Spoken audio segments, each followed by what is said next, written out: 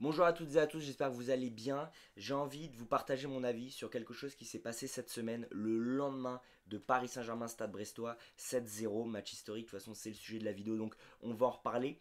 J'en avais d'ailleurs parlé dans mon débrief, mais j'hésitais à en faire vraiment une vraie vidéo de 5 à 10 minutes.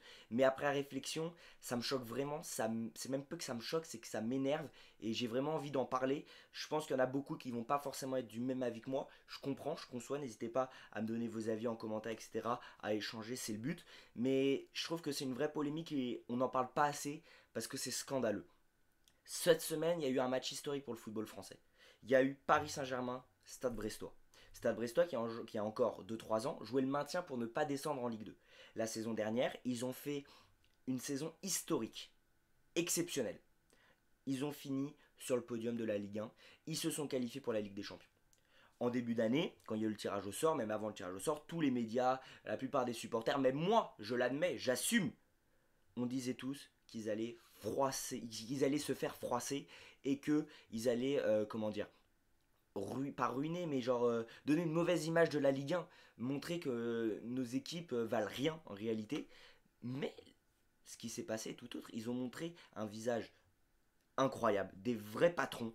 Ils ont fait 2-2 contre Leverkusen. Leverkusen qui est le champion d'Allemagne en titre, hein. Ils n'ont pas pris une tournelle contre le Real Madrid. Ils ont regardé droit dans les yeux le Barça. Ils ont mis 4-0 à Salzbourg, à l'extérieur. Qu'est-ce que j'oublie? Ils ont fini dans les 24 premiers. Ils se sont qualifiés au barrage de la Ligue des Champions. Qui aurait imaginé ça? Personne.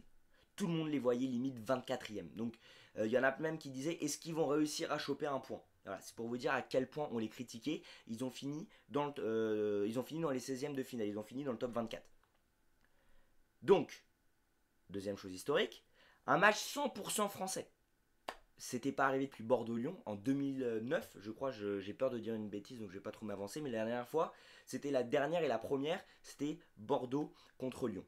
Donc là, deuxième fois que ça arrive dans l'histoire. Paris Saint-Germain, Stade Brestois qu'on rappelle, il y a encore 2 ans, jouer le maintien. Bon, on va jouer au Roudourou, on gagne 3-0. Match retour. C'est là que ce match retour est historique. Déjà 7-0, c'est le plus large score qu'une équipe française se prend en Ligue des Champions. Bon, ça, c'est pas forcément le meilleur record, je vous avoue. Ensuite, 7-0. C'est la plus large victoire du Paris Saint-Germain dans son histoire. La plus large. Avant, c'était 7-1 contre le Celtic. Je crois même qu'il y a eu un 7-1 aussi dans les années 2000, mais j'ai un doute. Il faudrait retrouver ça. On a mis 7-2 contre le Maccabi Haïfa il y a 2-3 ans. Mais 7-0, c'est le plus gros score que nous, on ait mis dans un match de Ligue des Champions. Ensuite, sur le match aller-retour, là, en confrontation à élimination directe, le Paris Saint-Germain vient de mettre le score le plus gros qui n'ait jamais eu lieu.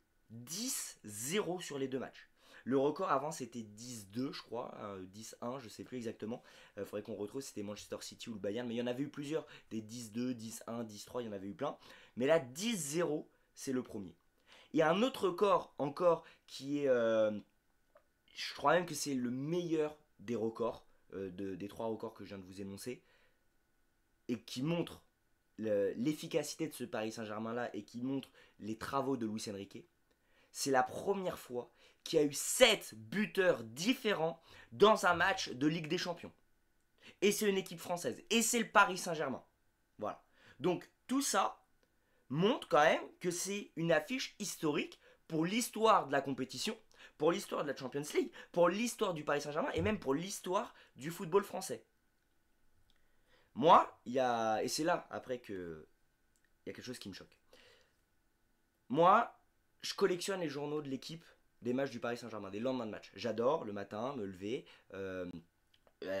après un match historique ou même un match qui m'a plu, qui m'a fait ressentir des émotions, que ce soit en Ligue 1, en Ligue des Champions, en Coupe de France, qu'importe, du Paris Saint-Germain. J'aime bien le lendemain matin aller chercher le journal et la voir. J'en ai plusieurs à la maison. Donc, un match qui m'a fait vivre énormément d'émotions, un 7-0, ça arrive pas souvent, c'est la première fois avec 7 buteurs différents. Donc je me dis, bon, allez, je vais aller acheter le journal. Donc je me lève le matin, je vais au bureau de tabac, je vais chercher le journal, et voilà ce que je vois. Voilà ce que je vois. Alors, je suis bien d'accord, c'est exceptionnel. Kylian Mbappé a mis un triplé en Ligue des Champions avec le Real Madrid. Joueur français, c'est le premier joueur de l'histoire à mettre un triplé en Ligue des Champions au Camp Nou et au Bernabeu. D'accord. J'adore Mbappé. En tant que supporter parisien, je le respecte. Il nous a peut-être pas mené la Ligue des Champions, mais il nous a fait vivre des moments exceptionnels. C'est le meilleur buteur de l'histoire de notre club. Donc respect à Kylian Mbappé. Et je le respecte d'autant plus que c'est lui qui nous a amené la Coupe du Monde en 2018. Que je suis français, que je suis supporter de l'équipe de France. Et qu'il me fait vibrer quand je regarde l'équipe de France. Donc je crache pas sur lui. Et bravo pour son triplé. En revanche, c'est une victoire du Real Madrid. Club espagnol. La une de l'affiche avec Mbappé en gros, olé olé olé, le Real Madrid, Manchester City, avec un petit truc en bas là, quelques phrases là, un grand Mbappé, un grand Real Madrid, des grands soirs, etc. Paris Saint-Germain 7-0 avec tous les records que je vous ai énoncés contre le Stade Brestois, confrontation française. Là-haut, écrit en tout petit Paris ça claque. On voit Paris SG Brest en tout petit 7-0. Il n'y a pas une photo, il n'y a pas une image, il n'y a rien.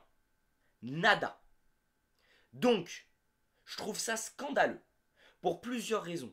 C'est que, depuis le temps qu'on dit que l'équipe est anti-Paris Saint-Germain, ça le prouve. L'équipe est anti-football français. Ça le prouve encore une fois. C'est un match historique pour la France. Pour notre football, pour chez nous. Vous êtes un média français. Vous devriez être fiers que le Paris Saint-Germain a battu des records hier. Enfin, pas hier, mais mercredi, pardon. A battu des records. Et même avoir Paris Saint-Germain Stade Brestois, enfin je sais pas, c'est quelque chose de fou pour notre pays, pour notre football, pour le football local, pour le football de notre pays. Surtout qu'on est tellement critiqué. Pour une fois qu'on réalise des exploits, vous pouvez le mettre en avant, mais non. Vous préférez mettre à la une victoire du Real Madrid contre Manchester City. Un Real Madrid des grands soirs, un Mbappé des grands soirs contre Manchester City. Mais quand c'était le Paris Saint-Germain qui perdait 2-0 contre le Manchester City et qui a fait une remontada et qui a fini par gagner au Parc des Princes, là, c'était un Paris Saint-Germain qui fait une remontada contre un City faible, contre un petit City, contre un City malade. Au bout d'un moment, il faut savoir. City sont malades contre le Paris Saint-Germain quand Paris réalise un exploit. Quand c'est le Real Madrid, ah bah c'est un Real Madrid des grands soirs, c'est un Mbappé des grands soirs, etc. Surtout que, vous allez la mémoire quoi, parce que quand Mbappé il galérait au début de saison avec le Real Madrid, on se rappelle, il avait du mal à avancer, il avait du mal à dribbler, il avait du mal à marquer. Il y a même eu des vidéos dans les couloirs des stades où il était un peu mis à l'écart. Vous étiez les premiers, l'équipe était le premier journal à le critiquer. Vous étiez les premiers à le rabaisser, à je sais plus ce que vous disiez, donc je vais pas dire, je vais pas inventer, mais je me souviens, on se souvient tous que vous l'avez critiqué, vous l'avez mis, vous l'avez critiqué, voilà, il n'y a pas d'autre mot. Et là, il met un triplé au Bernabeu contre Manchester City, donc attention, Manchester City, grand club européen, qui n'est pas malade, visiblement, alors qu'il y a encore 3 semaines, c'était un petit Manchester City malade quand Paris réalise un exploit, donc au bout d'un moment, il faut arrêter de se foutre de la gueule des gens, parce que la vérité, c'est que pour vous, Mbappé met un triplé, ça vend plus que Paris réalise un exploit historique. Il y a un match 100% français en Ligue des Champions, ça vend plus de voir la tête d'Mbappé qui a mis un triplé, c'est sûr, je comprends. Mais vous êtes un média français, respectez-vous. Là, ce que vous montrez, c'est qu'on n'est pas un pays de football. Dans quel pays, mais dans quel pays, ils auraient mis une affiche d'un match d'un autre pays alors que un club de leur pays, ouais, ça va rien de ce que je veux dire. Imaginez un truc. Imaginez en Espagne, il y a, je sais pas, Atlético Madrid, Osasuna. Voilà, pour donner un exemple. Atlético Madrid, Osasuna. L'Atlético Madrid met 7-0 à Osasuna.